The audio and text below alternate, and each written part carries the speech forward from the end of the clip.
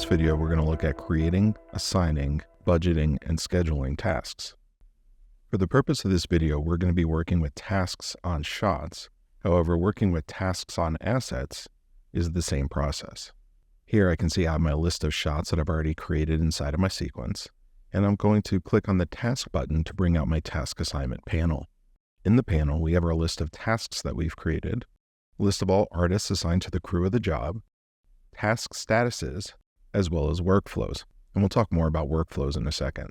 To assign a task to a shot, I can grab any task by the drag handle and drag and drop it directly onto the shot. Similarly, I can grab an artist and drag those directly onto tasks as well, and do the same with statuses. Now I can continue manually adding tasks and assigning artists to those tasks for each shot, or I can use workflow assignments. Workflow assignments are a way to pre-assign groups of tasks to shots all at once. For example, I can grab this group of tasks that I've already created called CG shot and drop that directly onto a shot. Here I can see within the CG shot workflow, I have layout, animation, lighting, and comp. And then I can create my assignments as needed. Now, if I want to add workflows to multiple shots at once or create a new workflow, I click on the Workflow Assignment button. Here we can see the workflow staging area.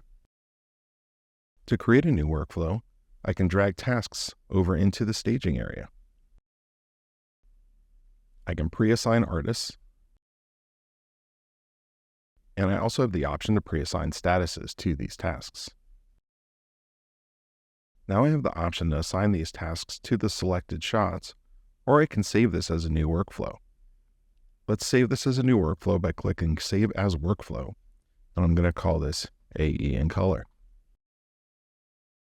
Now if I wanted to use this workflow, I'll just clear my tasks so we can see what we're doing. I can grab this workflow and drop it directly into my staging area. I can also add an additional workflow, and it'll add those items from that workflow to my existing stack. At this point in time, I can select my shots and click Assign Task to Selected. Now I can see all of my shots have been assigned the tasks from the workflow staging area. Clicking on a task in the list brings up the info panel for that task. Here I can see the associated shot, task type, the assigned artist. I can enter a description, a status, a start and end date for the shot, as well as the budgeted hours. If I click on the Edit button, I can go in and make adjustments to any of these values. When looking at the budgeted hours, we can see that there have been 200 hours estimated for CG. Those 200 hours are coming from the awarded bids on this job. Tasks can be associated with bid line items. In this case, we have multiple tasks associated with the CG bid line item. To adjust the estimated hours, simply click in the Estimated Hours field and add the number of hours estimated for this task. My budget bar will update, showing me that I have 40 hours estimated on this task, as well as 160 budgeted hours available for other tasks. Now, the actual hours are going to be the hours that come in from time cards that have been allocated to this assigned task, and we'll see the updated progress value here. Clicking Save will update my changes. Within tasks, we can also click on the Notes button and click Add a Note, say this is my task note, and the latest note will always appear directly on the task in the list. Now, notes on tasks work the same as notes on shots in Review, to where I can mark them as assigned, I can reply directly to notes, and I can also edit and delete them as needed.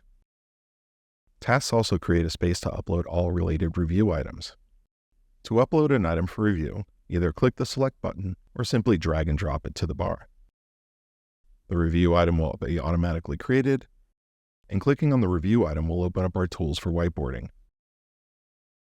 Here I can whiteboard directly on our frame. I could save this as a new note. This is my review note, and that will be now added to our review. Lastly, in the Task Info panel, we have a space to add renders. Renders contain all outputs of render jobs and can contain multiple elements as well as multiple review items for each of those different output elements.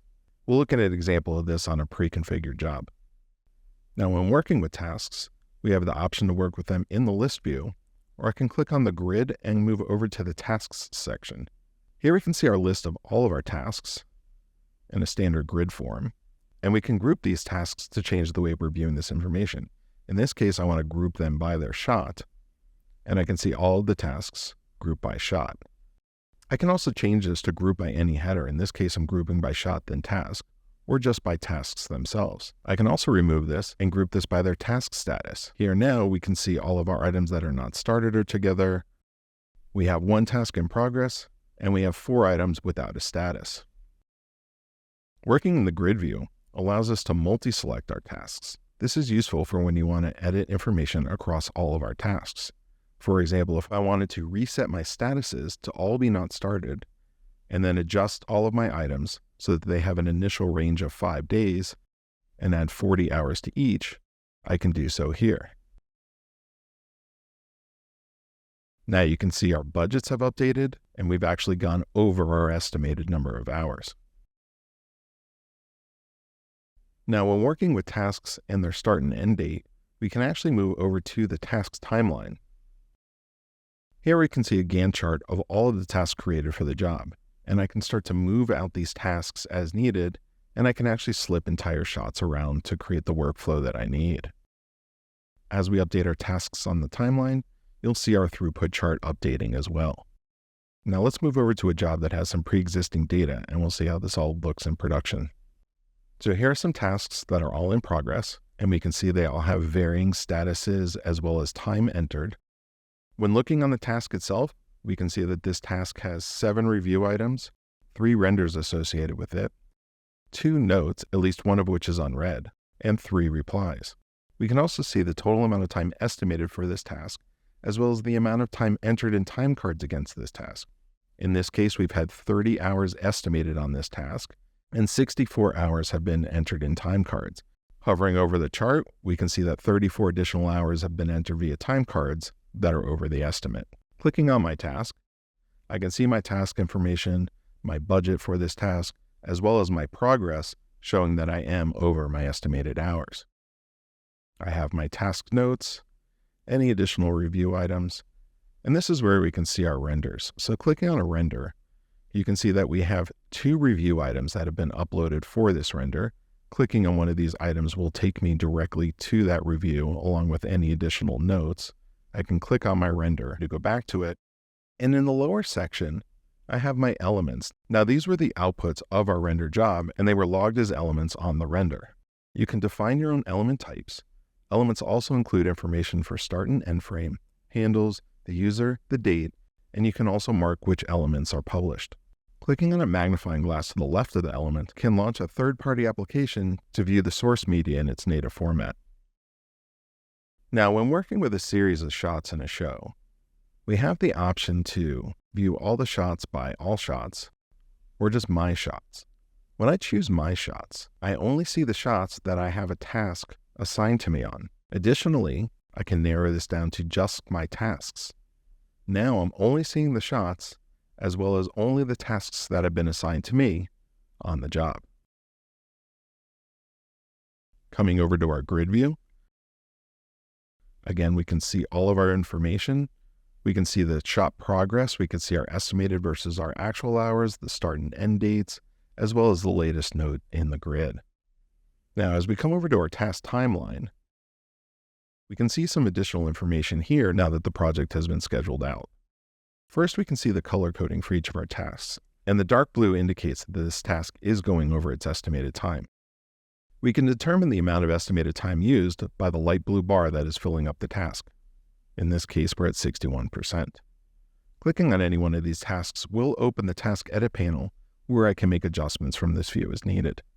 Now within this view, looking at the top, we have our throughput chart. Now the throughput chart shows the number of tasks that we have created on those specific days. This is a good way to see how you are weighting your project. In this case, this project is heavily middle weighted, and we start off slow and we actually taper the job off to the end. And maybe we want to balance this out a little bit. So I can grab this task and slip it down, and you'll see that our throughput chart has been updated to reflect those changes. Now, in addition to working with tasks directly, I can also filter down and find specific users or task types within this view. For example, if I wanted to filter by an individual user, I can select that user from the list. Now, the default mode is to highlight that person's tasks in context so you can see their tasks in relation to all the other work being done. You also have the option to solo those tasks, so you're only looking at how that person's individual tasks stack up against one another. You'll also notice that the throughput chart at the top has updated to reflect those changes. We can also additionally filter by a specific task type to see how much work that user is doing for those individual tasks. Now, in addition to our throughput chart, we have a burn rate chart. Now, the burn rate chart shows our estimated time versus our actual time entered in time cards. The estimated time is the blue mountain that is growing here. The actual time and any overtime is being reflected as the green and red section of the graph. Now, in a perfect world, there's the amount of work estimated at the beginning of the week. That is reflected here at the beginning, and then that would actually taper down. If we completed our estimated time during that week, we would then have a new workload at the beginning of the week, and then that would taper off. In this case, you can actually see that we're carrying over a certain amount of work into the following week. Now, this means one of three things. You've either overestimated your tasks, people are not doing their time cards, or you're actually falling behind. Whatever the case, this is a good indicator that you may need to re-examine your tasks, your estimated time, as well as check out your time cards to make sure that you're not falling behind on your project, without the need of having to go through and decipher all the items in your Gantt chart. Now, while we're currently looking at this information inside of a show, we can view all of our tasks studio-wide for all jobs currently happening. Now, the studio view is dictated by the filter settings up here in the top right. In this case, we're actually looking at the same demo job that we were just looking at previously, but now we're looking across all assets, as well as all the shots information and the per show, so I can see all of my tasks together on a single timeline. If I reset this information and adjust my date range, I can see all of my tasks across my entire studio. Now, I can scroll down and step into any job at any point in time to see those individual job tasks. And then clicking on any row will take me directly to the start of that item.